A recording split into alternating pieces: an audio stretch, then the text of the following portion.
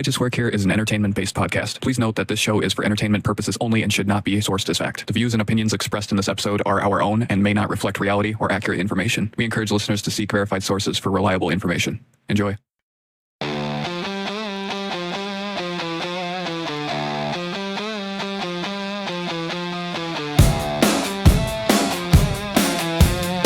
You are now tuning in. You are now tuned in. I Just Work Here. I just work here. I just work here. Hey, I just work here.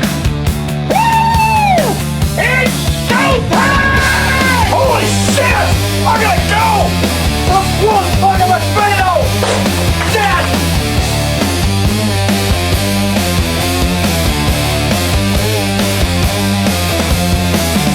What's up, guys? Welcome back to the I Just Work Here podcast. I'm Bryce. I'm Brett. And today we are here with a very special guest. The man, the myth, the legend, Max. It's Max. He's here. What's up, guys? He's back from episode, what was that? Three or four? Three. Wow. Well, we were going to record on the night before the wedding, but that would have been 11 people in here trying to talk at the same time. Oh my God. That was hard enough in the living room. Yeah. That was rough. Yeah, because it's just noise in the mics. It's not, you can't hear any individual conversation. It's awful. Yeah, and with everyone, well, not everyone, but most of us being intoxicated, there would have been a lot of cutting each other off. Well, we came down here and it was already a wild event. Max was here with me on that. Yep. I think Bryce was in bed that night. Yeah, I was getting married, dude. I told him to go to bed. Yeah. It was quarter to 2 a.m. Me and Max were the sound police and we thought we were losing. Little did they know, I literally just went upstairs and put on the movie Overlord, which is like a World War II zombie Nazi type shit. And I was like, this is fucking sick. And they were bombing shit right off the jump, so I just had the volume up and Perfect. Worked out well. Worked out very well. I did wake up at 3:45 for 2 seconds, and just to realize that my wife was not there. Yeah. So I grabbed the fucking closest dog and yanked his ass over. It was like, you're it, bro. Yep. And yeah. And then I got woken up at 9 a.m. by Max, who had not really slept much at all the night before. And he dove into my bed. It was the scariest fucking thing I could think of, dude, because I literally just I hear, hey, buddy. And as soon as I open my eyes, he's fucking flying in the air into my, as soon as my eyes open, Max is airborne, almost fucking parallel with the ground, dude. Just into Black my Ops bed. 2 dolphin dive. Yeah, dude, straight mid-air dolphin dive into my bed. And I'm like, what the fuck? That's awesome. I pop back and I thought I was going to have to hit him for a second. I was like, what the fuck, dude? And he goes, you should probably get up, dude. It's 9:30 in the morning. Yeah, we stayed up way too late that night. Yeah. Worth it. Yeah. Best day of my life. It worked out. It was good. I still can't believe I was able to make the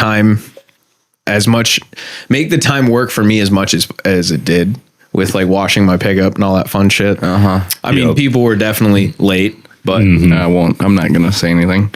it was me. It was me. Oh yeah. Both of you. Oh my God. Yeah, no. Brett walking in literally right before we go to walk down the aisle. Hi. And I'm like, if you don't get your fucking ass in that goddamn room, dude. I'm not going to say what I actually said because I will get definite criticism for that one, but it was well deserved though. yeah. That's fair. And then he tried to go in the door where the fucking DJ was right next to it. The sound guy was right behind. And he's trying the doors. I'm like, fucking doors. And then he walks in. Oh, hey, Will. And just sits down next to fucking Will. To be fair, I don't go into churches, so I have no clue how they're set up ever. I only know of that church because I had to do pre-marriage counseling to see if we were compatible. That's probably a good thing that they do that. I like that. The funniest part was, I'm a fan of that idea. The funniest part was, he was like, I've been doing this for years, and you guys are in the last 5 years, you guys are the most put together couple that I've had. And I was like, what the fuck? Do you think he ever has the guts to tell a couple they're not compatible then? He has. Oh, okay. He told me about it. I was like, is there anyone that just, no? He's like, oh yeah. Well, I'm not trying to be that guy, but it's if you're paying a guy to do a service, I feel like he's just going to tell you what you want to hear. It's like you're in there with your wife. She's like, I fucking hate you, Jim. And then all of a sudden you're like, sitting there. He's like, yeah, you guys probably ain't going to work out. Why? What's wrong? Exactly. That's what I'm saying. Like, he has to have at least one couple that he was you guys are not going to work. He was like, the one that most couples fight about is the money aspect. Like, nobody talks about money. And I was like, oh no, we're pretty fucking clear on that. We're tired of living paycheck to paycheck. So, and we got shit to, like, we're living together separately almost. Yeah. Because it's like, I have income, she has income, she has bills, I have bills. Yeah, Right. fair. And we still haven't changed that. Like, I just cover a lot. Yeah. Because I make more. Yeah. Well, that's what it's all about. Honestly, married life, not really much different than beforehand. For some it is, because I always got I've seen wedding that. rings and abstinent rings confused because they both seem to do the same fucking thing. Facts, dude. I've heard that. I've heard that. I heard it on my wedding day. It was fucking off the wall. I was Yeah. like, all right, that's nuts. Woof. Yeah, it was crazy. I was like, all right, cool. Yeah. It was, you're never going to get laid again. Hope you enjoyed last night. And I was like, I slept alone in my own fucking bed, cuddling my dog, dude. I enjoyed nothing. Yeah. It's like, oh, well, welcome to the life. Yeah. And every time I talk to somebody that like I haven't talked to in a minute, they're like, oh, how's married life going? I'm like, fucking all right, I guess. My one finger doesn't get tan in a certain spot. That's about it. Yeah, I'm like, I don't know. Maybe. I got 2 different rings I got to wear. That's about like the most confusing part of the marriage. Yeah, that's true. That's fair. Also, want to shout out to my buddy Jordan and his wife Michaela. They had a baby this morning. Congratulations. While I was on my way to work. That was a good time. But shout out to them for having a baby. That's awesome. Yeah. Congrats. Congratulations, Jordan Awesome. and Michaela. Well, on a shittier set of news, my movie came out, Return to Silent Hill. Not in my theater, by the way, because we live out in the middle of bumfuck nowhere. So guess what? I don't get to watch it. But I did find out through a lot of people on YouTube and online and stuff. It was really not like hard to find. It was almost immediately when I got on YouTube, I saw a video. And yeah, piece of shit, supposedly. Just terrible. Like, I don't know how you take one of the greatest stories I've ever been exposed to and fuck it up that bad. I don't get it. I mean, Cocaine Bear was pretty bad too. But Yeah, but it wasn't based off of one of the best stories of all time. You know what I mean? I mean, a bear eating like 100 kilos of coke. I mean, yeah. That's in the pretty 80s, wild. bro. That's pretty fucking sick. Fictional. No, it actually happened. No, I'm talking about mine is. Oh yeah, no. Yeah. I was gonna say this is a real event. Yeah. Movies kind of. So I guess my PSA for the day is, if you're gonna fucking expose, don't just fuck the movie. Don't even watch it. I haven't even seen it. I'm just saying, skip it. If you got a new gen console, go get the game. I think it's out on Xbox now. Go play it that way, the way God intended. You know what I'm saying? Yeah. The way God. So it's been a bad day for me. I was listening to Silent Hill music on the way here, crying in my car.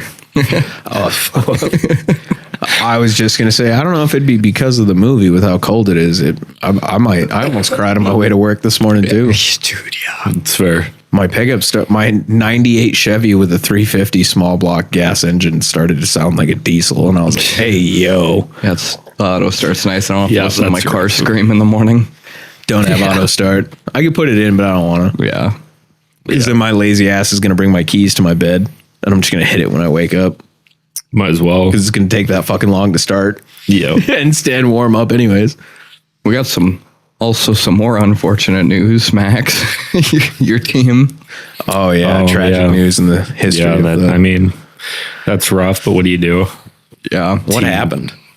Well, basically, Broncos obviously forced overtime against the Buffalo Bills, and then they went to overtime, forced a turnover, and I think it was like the third to last play of the game. Bo Nix ran a bootleg play action pass, so he scrambled about 10 yards behind the line of scrimmage. And a Bills defender, I don't remember what his name, basically just swooped his ankle with his forearm. And the way he hit his ankle was when his toe was planting into the turf. And so it hyperextended his ankle, and he broke a bone in his ankle, but proceeded to play the next 2 snaps to get him in field goal range to no. win the game. Yeah. Yeah. So the worst part about that was, if you watch it, it didn't even look like he was injured. He didn't show any signs of being injured.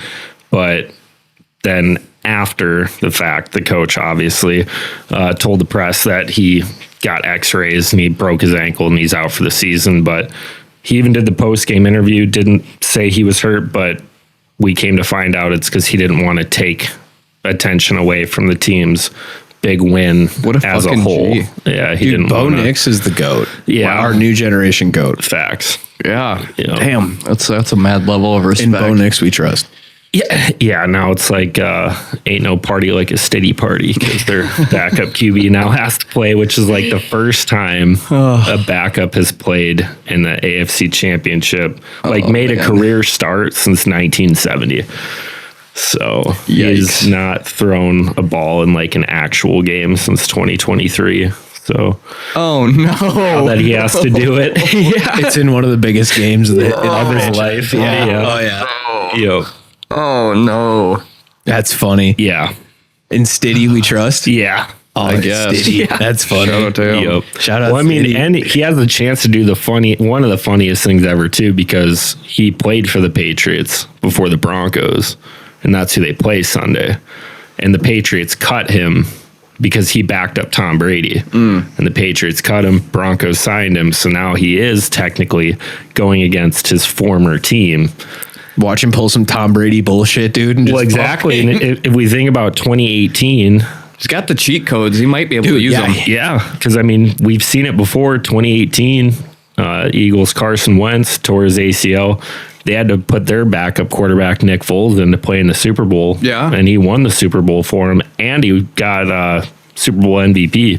Let's fucking So, I mean, go. Dude, hey, That's the they're- highlight of It's his possible. career. That's got to be the highlight of his career. Oh yeah, it is. That's It the is. only. That's like nothing, backup, winner, Yep. MVP, nothing. Nothing.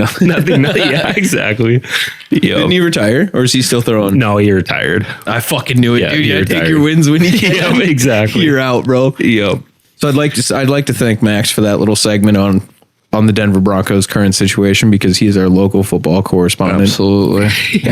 Respect. Anything with sports, Super Bowls, anything like that, this man is on it, like flies on shit. I Yeah, swear to God. I don't know shit about any of that, but I do find it interesting. You know, if a good game's happening, I'll watch it. But if it's just like one team just smacking the other, I'm like, I don't fucking care. You know what I mean? Right. The only blowouts I like to see are the fucking like 36 to like 54-0 from like college and football. Oh, yeah. Like Right. college and high school teams. Like college Yeah. and high school teams, they have something to prove. You know what I mean? Shout out to the what is that? Indiana Yes. University Hoosiers, Yeah. national champs. Bro, what a first Yeah. team ever in the. Correct me if I'm wrong, but first team ever in college division football to go undefeated fully and win the championship. Yes. Wow. And it's their first. Hoosiers. Yes, sir. and it's their first ever national championship. Yes, it is. Damn. And they did it with the coach finally after 2 years cracked a smile in a press conference. Yep. And he goes, "This is for the boys." Yes, what was I sir. going to do? Quit? No, Yeah. I need the money. That's what he Yeah. fucking said. What a thug, dude. Yep. That Well, man is because a they had Indiana. They were. There's no like non-silly way to say it, but they were like the team.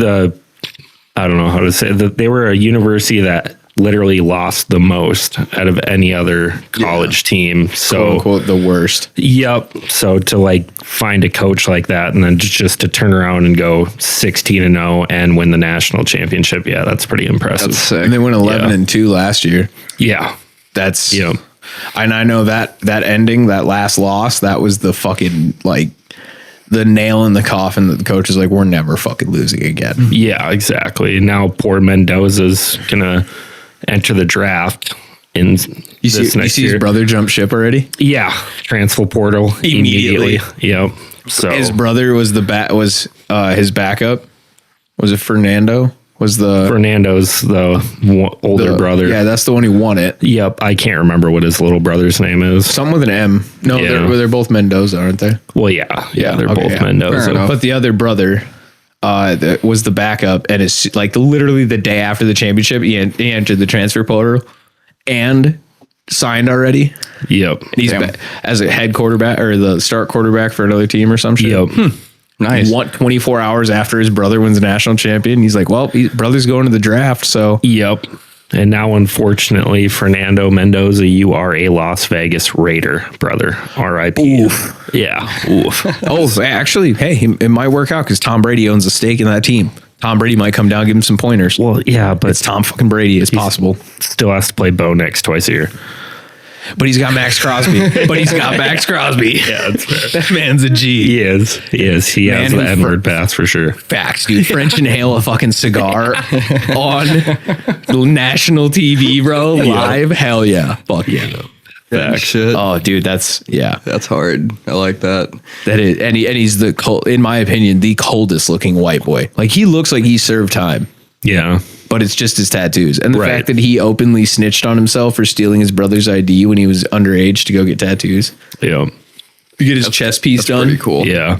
Well, that and just the road he went through with being an addict too. He voluntarily put himself into rehab before college when he played at Michigan State. So Yeah, so he could get clean. Yep. So that dude's whole story's Max Crosby. that's another story for another podcast. We Yeah. won't waste time on that. Sure. But he That's definitely cool as fuck, overcame though. a lot of adversity. Real redemption arc, if you will. Yeah. Yep. Nice. Just proves too you bad can do he's it on- if you want to. It's just That's too for bad he's sure. on the Raiders. Yeah. Put him on fucking Broncos. Watch him win the Super Bowl. Gang, gang. Oh, I didn't say it. You heard it here.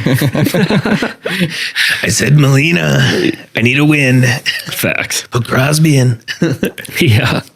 Well, I suppose better hop into this new scary story you got for us, huh? Oh yeah, I got a good one for you. But before we do actually get into the episode, I wanted to mention another one because it's similar to what we will be talking about shortly, but this one is pretty well known on the internet since it happened way longer ago. So I used to show this one to people a lot because of how strange it is and figured it'd kind of be a dishonor to myself if I didn't reference this first one. So on September 11th, 1997, Art Bell's Coast to Coast AM. Art was the undisputed king of late night paranormal radio, broadcasting from his isolated desert studio in Pahrump, Nevada, where the skies are clear and the signal travels far. His show ran on hundreds of stations across the country, pulling in truckers, night shift workers, insomniacs, and anyone who wanted to talk about UFOs, ghosts, conspiracies, or any unexplained stories without judgment. So on this particular night, Art opens the line specifically for Area 51 callers, former employees, contractors, insiders, anyone with stories from the secretive Nevada base. Phones light up with the usual mix, pilots seeing strange lights, rumors of black projects. That sounds wild, but that's alien, is what that's supposed to mean. And reversed engineered tech. Then this caller connects. Line, you're on the air. Hello. Hello, Art. Yes. Hi. I don't have a whole lot of time. Well, look, let's begin by finding out whether you're using this line properly or not. Area 51. Yeah, that's right. Were you an employee or are you now? A former employee. Former employee. I was let go on a medical discharge about a week ago, and I've kind of been running across the country. Oh man, I don't know where to start. They're gonna they'll triangulate on this position really soon. So you can't spend a lot of time on the phone. So give us something quick. Okay. Okay. What we're thinking of as aliens, Art, they're extra-dimensional beings that an earlier precursor of the space program made contact with. They are not what they claim to be. They have infiltrated a lot of aspects of the military establishment, particularly the Area 51. The disasters that are coming, the military, I'm sorry, the government knows about them, and there's a lot of safe areas in this world that they could begin moving the population to now, Art. But they're not doing anything. They are not. They want the major population centers wiped out. so that the few that are left will be more easily controllable. Discharge.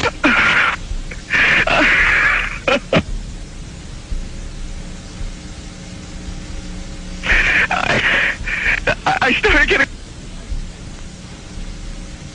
In some way, something knocked us off the air, and we're on a backup system now. It's the government, or I don't know. it has to be something, though.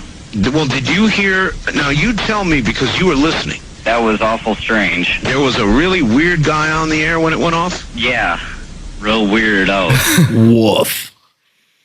All right, consider my timbers shivered. Yeah, dude. That was back in 97, too. I know, I wasn't even born yet. I was about to be. A month and 18 days later, I was popped out that bitch like, what's up? But, dude, the idea of these aliens running our military and working on global disasters and shit, holy fuck. Yeah, that was pretty spooky. Yeah. You could tell that guy was genuinely losing his mind, too. Well, that's just it. A lot of people are, skeptics about this shit, but like you can hear the fear in that man's voice. Like either he did have something like mentally wrong with him or he was being 100% genuine. Yeah. Either way, that man was fucking terrified. Exactly. That is what pure, unadulterated fear sounds like. Yeah, he in a couldn't even man's spit it voice. out. Yeah. And I while listening to that, I was imagining this dude on a payphone. Yeah. Fucking just all I bet. over looking 360 because there's a light in every payphone. Yep. So you're clearly visible. Yep. Snipers, Yeah. That's fucking scary. That literally kind of sounds like the lizard people, Yeah. but like the same situation, different description. Well, though. and that's kind of the theory is that the lizard people are the extra dimensional beings, and then there's aliens, and then there's the shadow government, and then our government, and then us. Woof. That's the That is chain. a topic we're going to be talking about very shortly. We might have to. That'd be Yeah. a good episode. That would There's a be- layer in there that I know for a fact is not our government, but is somebody else's government. Okay. running Well, this. anyway, you made a really good point about just the fear that was in his voice. That was terrifying to me. Yeah. Well, so our case that we're covering today kind of has the same vibe that happens. So I'm glad you said that. Oh, That's Jesus. really important. Let me finish off with the story, the leftover of this. So months later, someone calls back to Art's radio station claiming to be the same man and says the whole thing was a hoax, a prank. Fans and audio experts run voice comparisons. Many say the voices don't match. But was it a real whistleblower? Cut short? Government interference? Elaborate stunt? The 3-minute clip became legendary, sampled in music, including Tool's tracks, dissected on forums, replayed endlessly as one of the creepiest moments in radio history. Art Bell himself, who passed away in 2018, called it one of the most haunting things he had ever aired. So both this story and the one leading will leave us with the same question. What were these people really dealing with? You can write the fuck out of a script, dude. I'm literally like locked into my chair. I'm afraid to move. Yeah. Woof. All right. Yep. Well, shall we get into the main course, if you will? Before we get into that, today's crisp cold crack of the day is brought to you by the unofficial sponsor of the I Just Work Here podcast. That is Dr. Pepper. Ooh, Yeah, that was nice. crisp. Not sponsored. Not yet. Never say never. Exactly. That's a crisp boy. Yes, sir. Hell yeah. All right, Shall we? fellas, I got a wild one for you. So I was, this was not long ago. I found this story and I was like, how have I not heard of this yet? Okay. So today on I Just Work Here, we're diving into the main story of the episode, a mysterious 911 call from Pender County, North Carolina that still gives people chills years later. Now, this isn't some recycled urban legend or creepypasta that started online. This is a real emergency call logged by the Pender County Sheriff's Office on July 31st, 2021, around 11 p.m. The full unedited audio runs about 11 minutes. The command log exists as public record, and in 2025, the sheriff himself went on record confirming its authenticity. Snopes fact-checked it in October of 2025 and gave it the green light, so there really is no evidence of fabrication. The story went viral that same year thanks to the Carolina Case Files YouTube channel, where Rusty Martin Sr.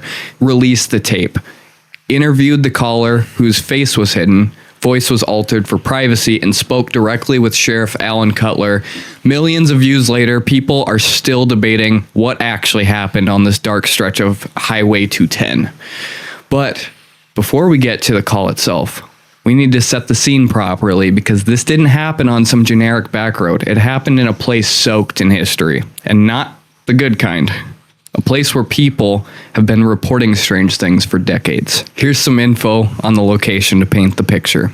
Highway 210 eastbound in Pender County is classic rural North Carolina. 2 narrow lanes, no streetlights for miles, deep ditches on both sides that swallow anything that veers off the pavement. Thick pine forest pressed in close, broken up by soybean fields, small farms, and the occasional cluster of houses. You're crossing the Black River Bridge, slowly moving, muddy waters that smell faintly of the earthy and decay even through a closed window. Then heading towards Highway 53. Along the way, you pass the Patriots Watch neighborhood and hit an S-curve that hugs the edge of the Moores Creek National Battlefield.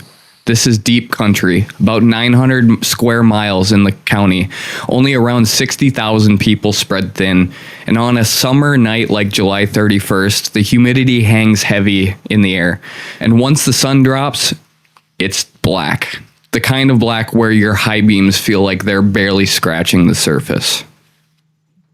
Woof. That is, I know exactly what you just, like, I know what you mean with that one. That a couple of times have to get up early in the morning, middle of the winter, and it's like your high beams don't do shit. Yeah. It's like, wow, for a place that's covered in white fucking frozen snow, really dark. Yeah. Especially if the moon's like hidden by some clouds. Oh, dude, it is. I wish we had night vision, like, factory built into our fucking eyes. That's sick. Yeah, that was like when we went to Wisconsin for that concert, driving back home through like them trees, and the road bends all over the place, and it's just like you can't see shit, and it's like your high beams are just a joke at that point. So yeah, it's spooky out at that time. I hit a section in Minnesota on Thursday that if I would have had to do that at night, because it's 60 miles an hour, and it's literally along a creek bed, and it just curves with banked curves in the forest. You got a cliff on one side, drop off on the other. I'm like, oh my God. I was doing like 65. I'm like, ooh, Jesus. Whip. Bob and weave. Bob and weave. Yeah, just like us on GTA, bro. Yep. Bob and weave. So now I'm going to give you guys some history on that area. Like I was saying, Moores Creek National Battlefield. Now, it isn't just a spot on the map. It's the reason a lot of locals believe something is going on here.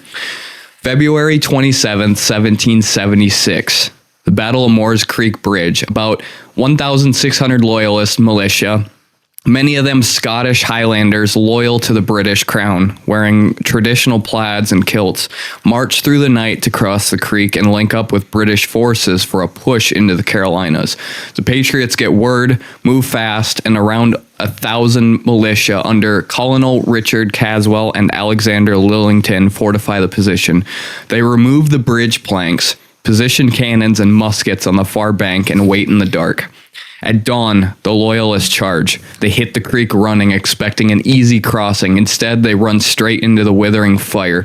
Many are cut down on the banks, others drown in the water trying to retreat.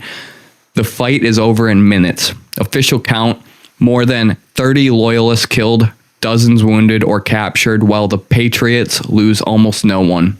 It's one of the first decisive Patriot victories of the Revolutionary War, and it helps keep North Carolina firmly in the rebellion early on.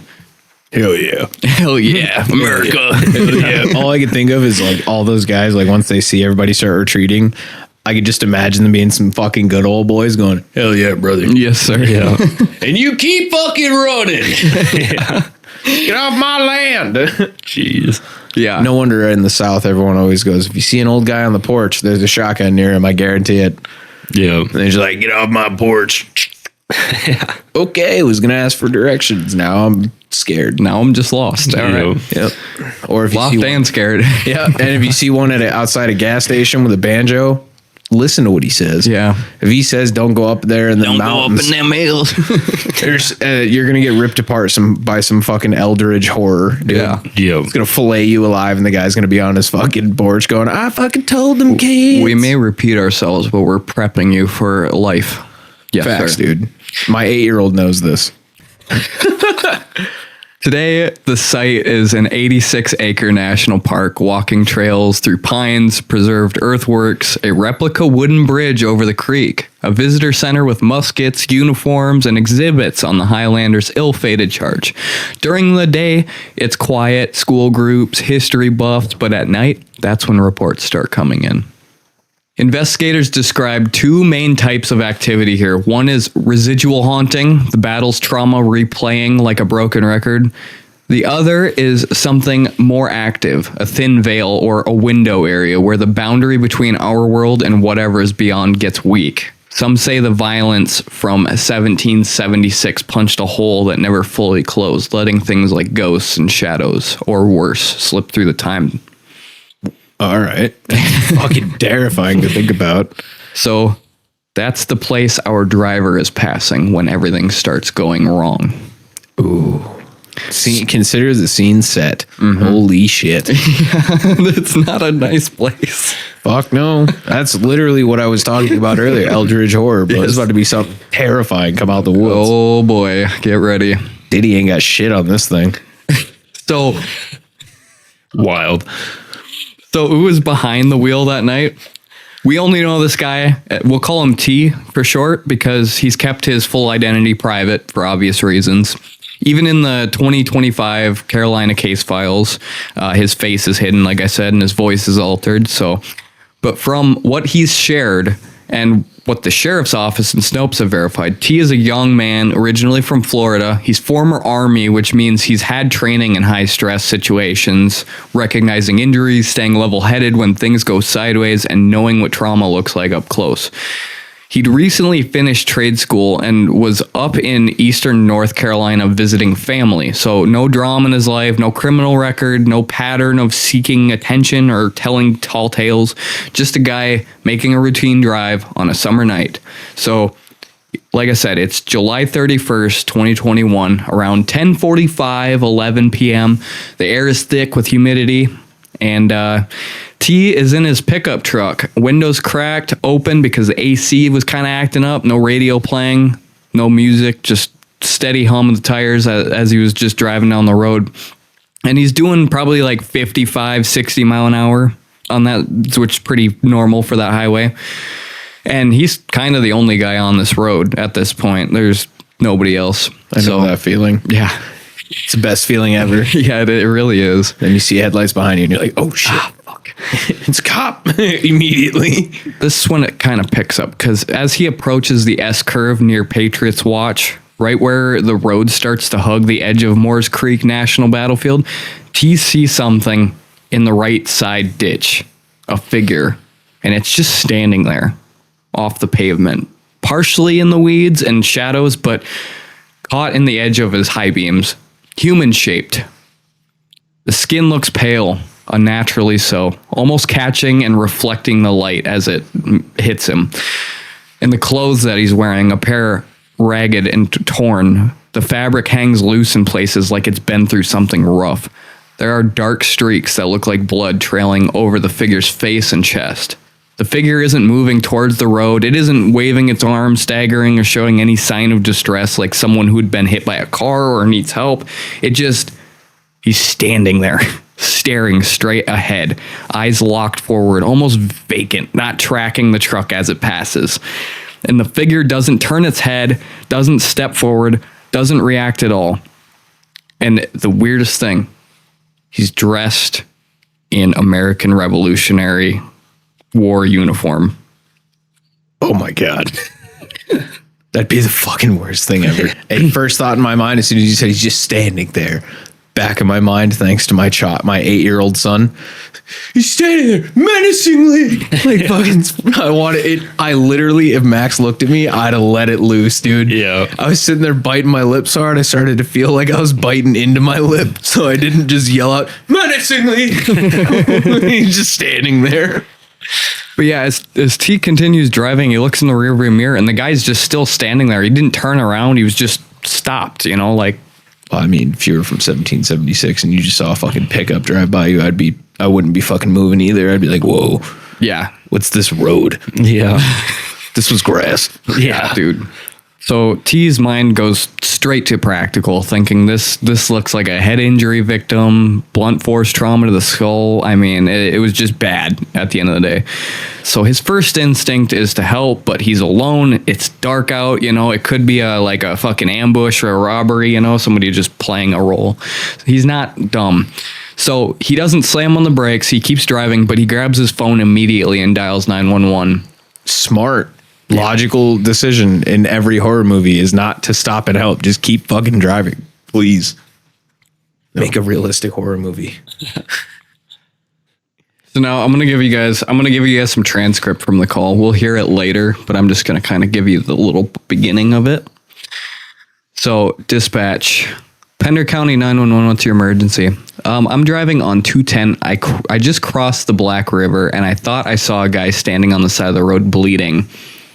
Just past Patriots Watch near the S-curve. He was on the right ditch, pale, looked like blood running down from his head, standing there staring, didn't move when I passed. Is he conscious?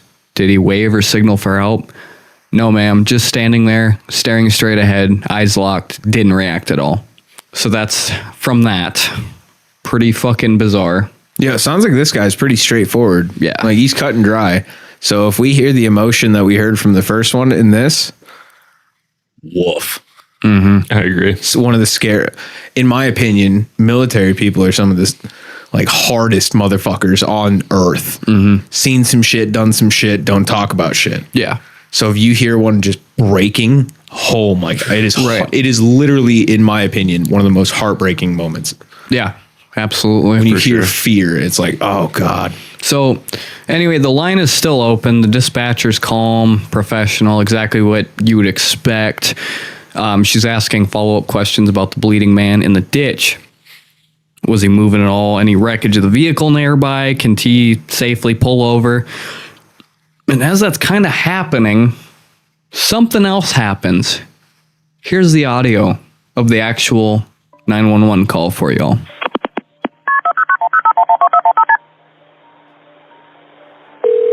Ooh, dial-up tone. Mm-hmm. Pender County 911, what's the address of your emergency?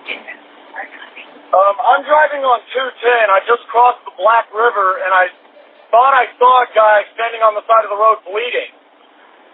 Okay, where are you at, sir? I'm on 210. I just crossed the Black River. I'm heading towards 53 East. I just passed Patriots Watch. Okay, so you're over near Morse Creek? Yes. Okay.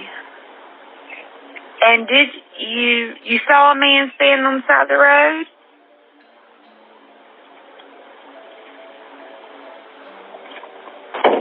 What the? What was that, sir? That's not human! That's not human! Sir, are you okay, sir? There's something in the bed of my truck! Okay, what's in the road? No, it's not in the road, it's in my truck. In the bed. There's something in the bed of your truck? Yes, ma'am, I just turned on my bed lights for my truck and there's something in my bed. Okay, sir, when you say something, what do you mean? I just knocked it off of the bed of my truck and went over my roof. Okay, what was it? I am fucking shaking.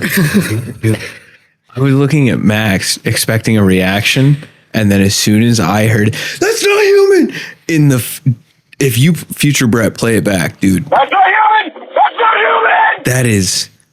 That shook my core, dude. Well, the thud that you heard following that, Yeah. Yeah, the fact that the call picked it up. Thud. Yeah. Bro, you got to hit something fucking hard. Yeah. I thought he totaled the truck, but I didn't hear the airbag. Yeah, no. Just thud. Something landed in the Instant bed of his panic. truck. Something hit the roof and then ended up in the bed of his truck. Is that the end of the call? Well, it does go on longer, but it's just him kind of repeating over and over that it was not human over and over and over. Yeah, I don't think I need to hear that again. Yeah. I am genuine. I'm sweating over here, dude. I'm fucking Like watching sweating. Cops. Yeah. Worse. Yes. Oh, just the way that he said that. I don't know how to put it into words and how I felt. That's the scariest fucking thing I've ever heard in my entire life. No, I'm betting you're wondering what this thing looked like. This thing was tall, maybe 7 feet, if you can count the way it unfolds. Scrawny, elongated body, limbs stretching unnaturally long and thin, like someone pulled a human form on a rack. Pale all over, no hair, no clothes, just skin over bone. It doesn't stagger or limp. It straightens, turns, and bolts into the woods on the right side of the road. He claimed it was fast and moved like a spider, gone in seconds, vanishing into the darkness. Gross. It's like a naked Slenderman. Yeah. Oh my God. I want to know if there's damage to his truck. So basically what happened was you can hear it a little bit in the call, but he slams on the brakes and throws the thing over his cab and it fucking lands in front of the vehicle. And that's when it like stands up and then goes back down on its all fours. And like you said, it crawled away like into the ditch and into the fucking trees. The moment it hit the ground in front of me, my foot is through the fucking floorboard.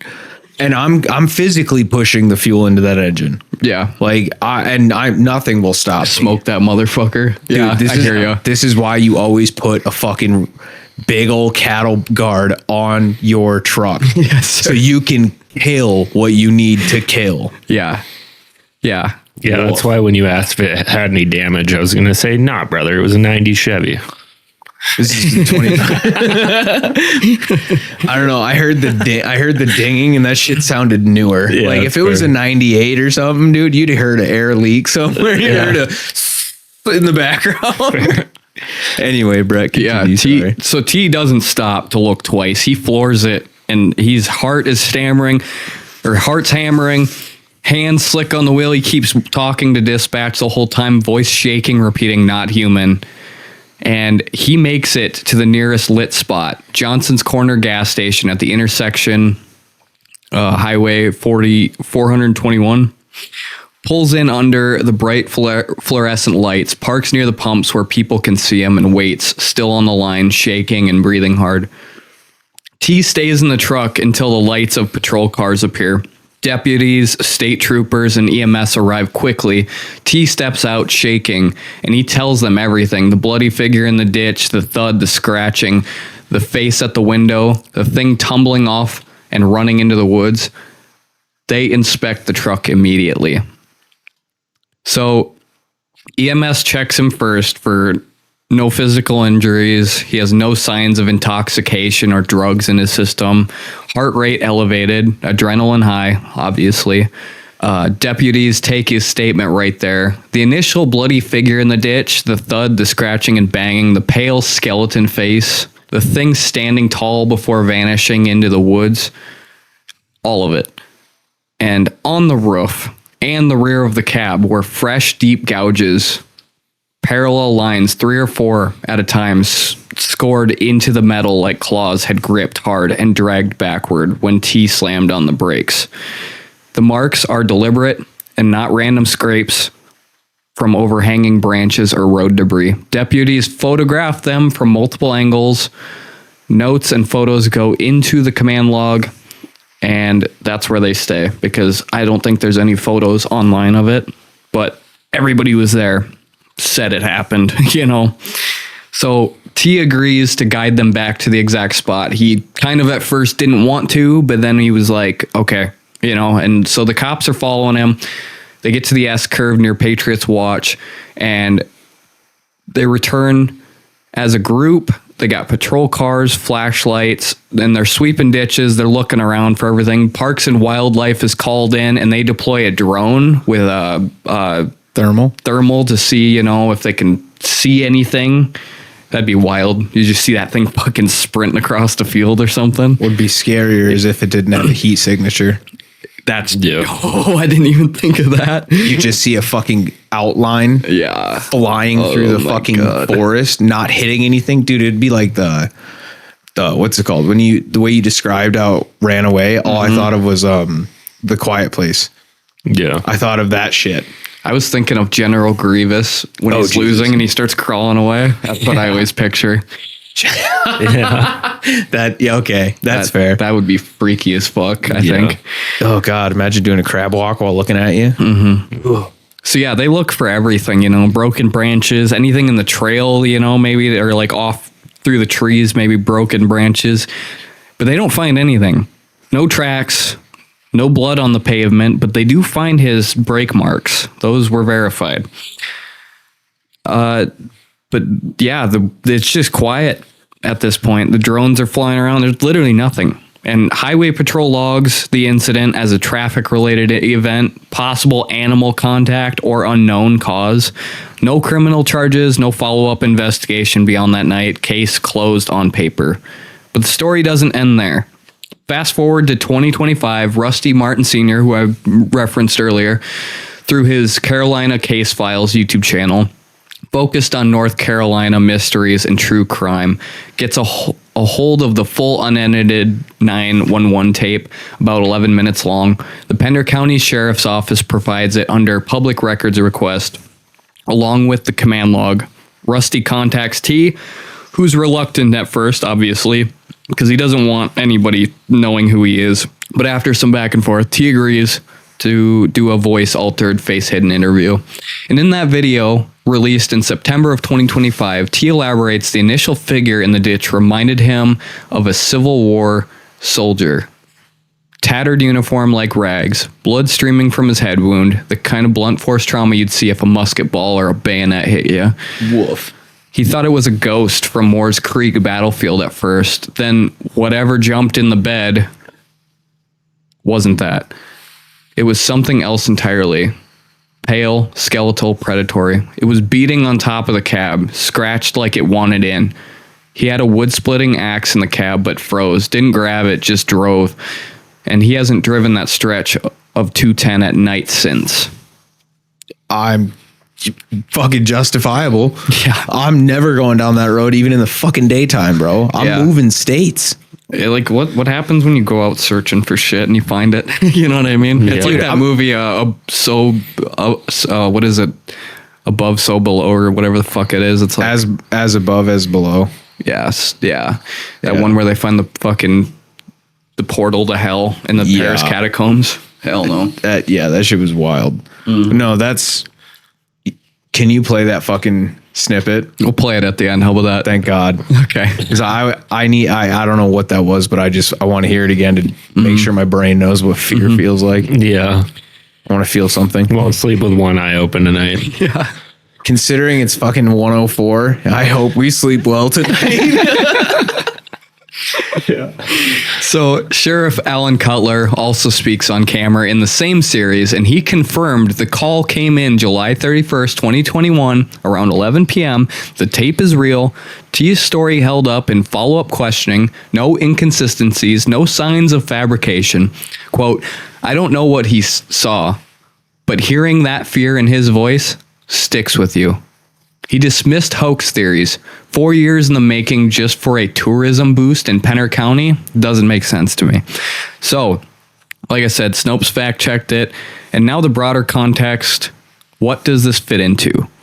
The description of an elongated, pale humanoid with no facial features beyond sunken black eyes, tight skin over bone, aggressive towards vehicle in isolated areas lines up with what they call the pale crawler.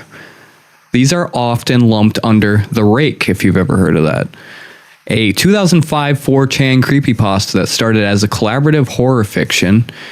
Sightings similar beings predate the internet by decades. The Dover Demon in Massachusetts had the same kind of thing going on.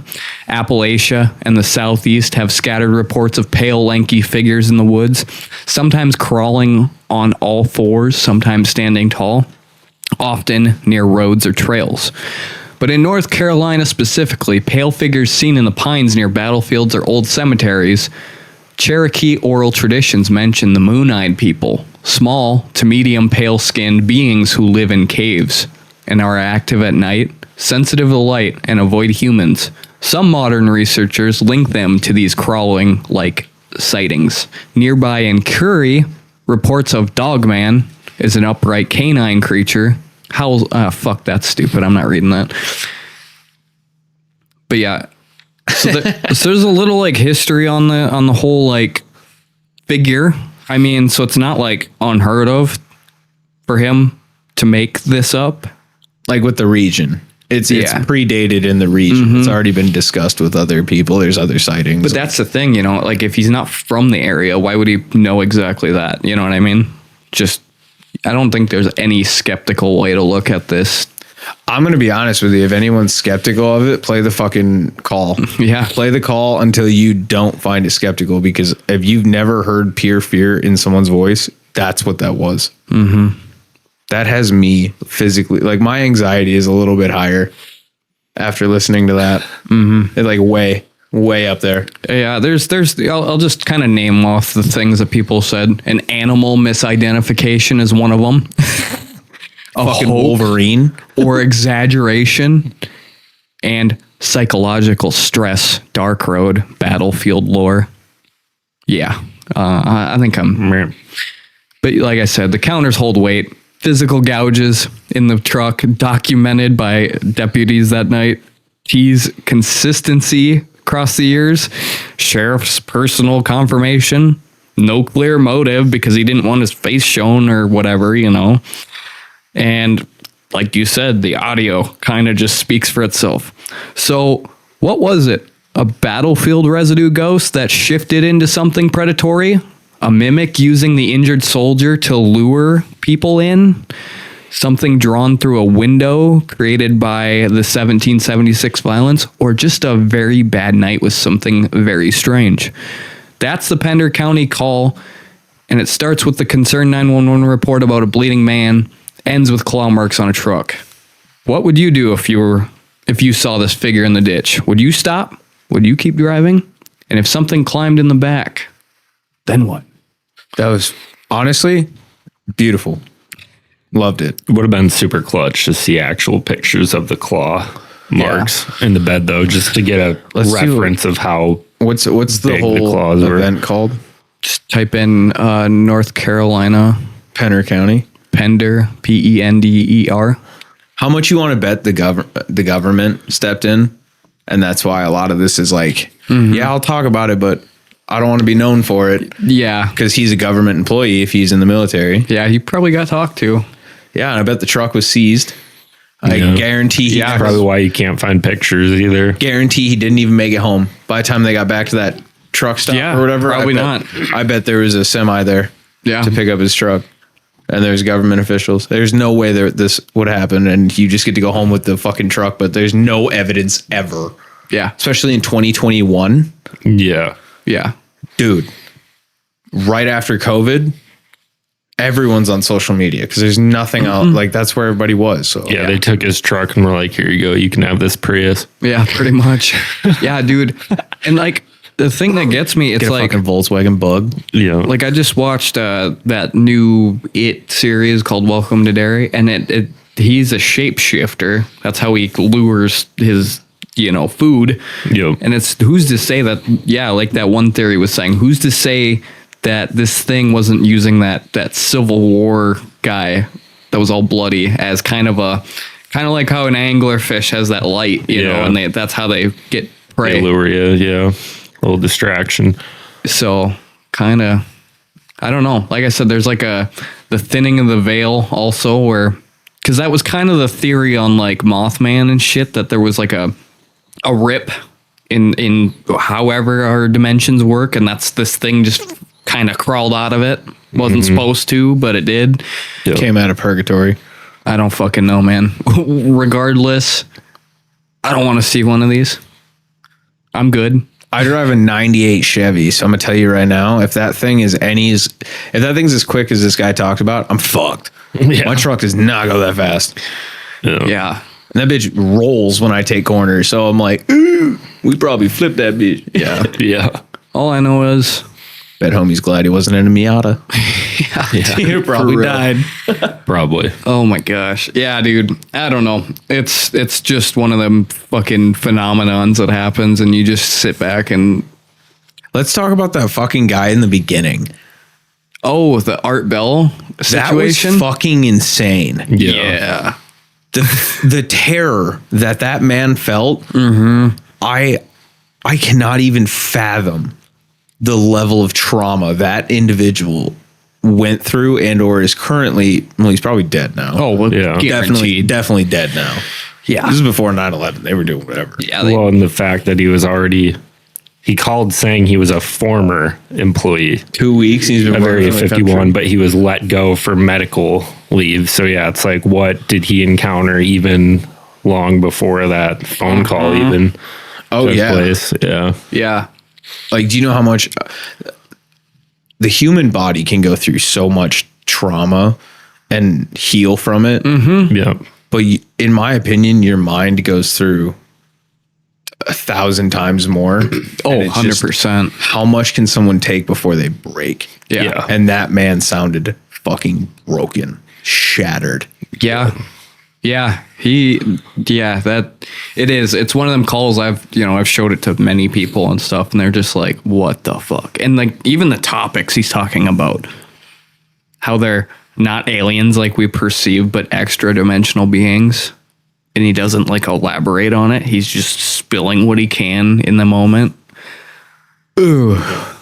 Yeah. There's a lot of things in this world that we don't know of. I swear to God, dude. If I don't get fucking superpowers before we find out there are extra dimensional or interdimensional beings that can just right there and then they're gone. Oh, if I don't get superpowers, dude, I'm gonna be so pissed. We're fucked. Yeah. I can just pop in and go out. But what you were gonna say, if you were just gonna say there's a lot of things in the world I don't know about. Finish that. There's a lot of things in this world that I don't know, and I think I kind of like it that way. But at the same time, the truth doesn't scare me like it used to.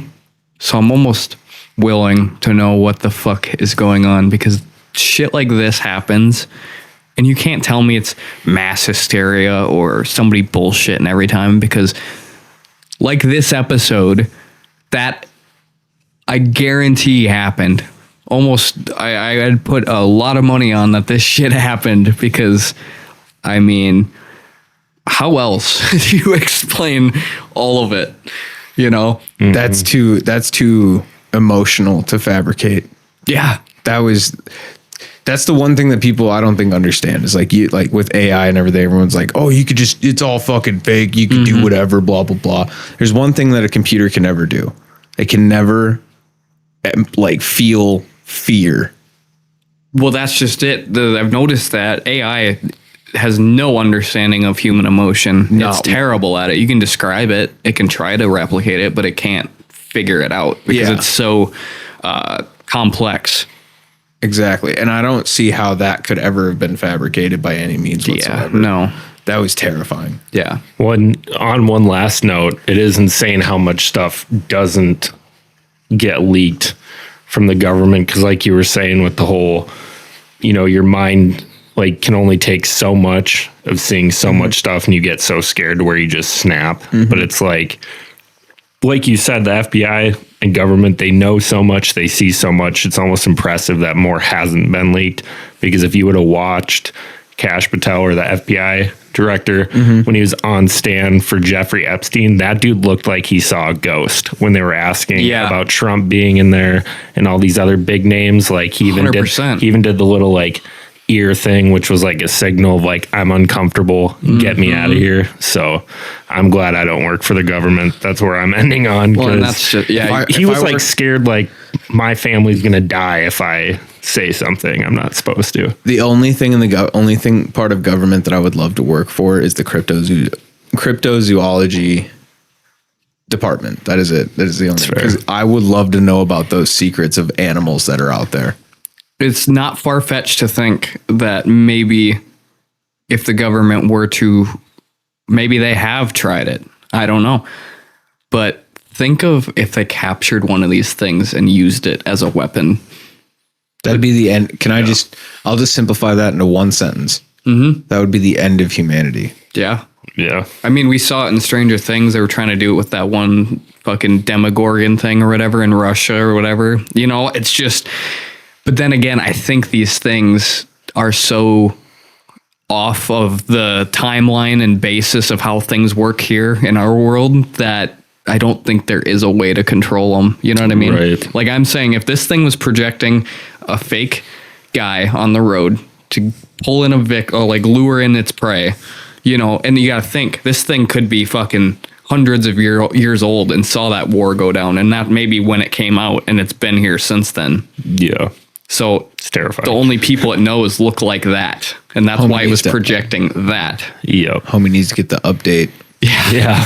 Honestly. Yes. It's a little back. He's on that Windows Explorer shit. Bro's gonna catch the wrong family in North Carolina, come through that fucking corner and see a revolution or a Union guy. Yeah. On the side of the road, dude, family's gonna get out, fucking pap some 19 Glock 19s with the switch on it and just rip that fucking ditch apart, dude. Dude's gonna be standing up there in the bushes going, I ain't jumping in that car. Yep. Yeah. Especially if it's white. I hear rap music. Oh, fuck, I hear rap music. Oh, God, what is that? They're playing Key Glock. I gotta go. Oh, fuck, is that Chief Keith? Oh, fuck, the military's coming. But yeah, so I guess unless there's any more to add, I think I got everything out that I wanted to there. That was one of the best episodes. Yeah. Thank you. Like that was one of the better stories. And I said it last fucking time you did this, dude. We need to get you to write a movie. Yeah. Yeah. Write a fucking movie. I had a dream about a script for a movie and it was really Martin good. Luther. And there we go. Martin. Who's that? Martin Luther King Jr. And what'd he do? He died for our sins. Fucking Vine kills me every time. No, but you had a good dream. Yeah, I did. It was an idea for a movie, and then I was like, holy shit, nobody's done this. This is great. And then I completely fucking forgot it. Yeah, that's the worst. Yeah, dude. That's the worst. And it was good. I remember it was fucking awesome. I remember waking up and going, holy shit. If I wrote one of my dreams into a movie, bro, shit would get wild. Facts. There'd be such a high budget. 50 Shades of Bryce. No. God, no. You're like 50 Shades of Farming. Yeah. Oh, shit. Well, that's my episode, guys. I'm glad you guys enjoyed that because I really enjoyed telling it. That was a great episode. Yeah. Thank you. Max, love to have you on. Appreciate you having me on. Dude, thank you for coming. Was an awesome time. Welcome to Storytime with Max. Facts. We'll catch you guys in the next one. Peace. Peace. Bye.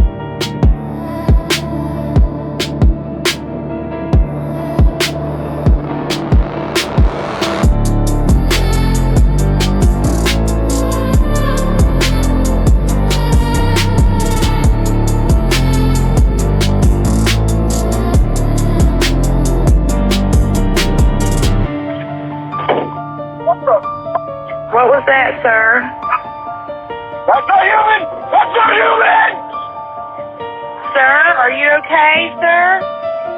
There's something in the back of my truck!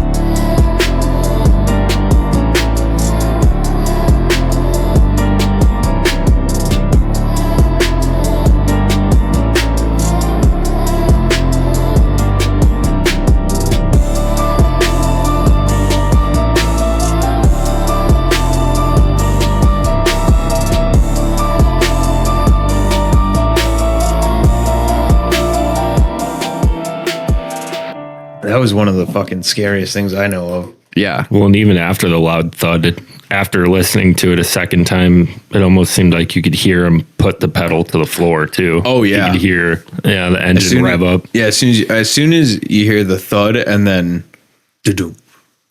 That's not human. Yeah. Yep. And I there it's very quiet, but you can just hear. Yep. And then yeah, I'm like, bro, damn. Yeah. And that's, oh God. Creep Gang.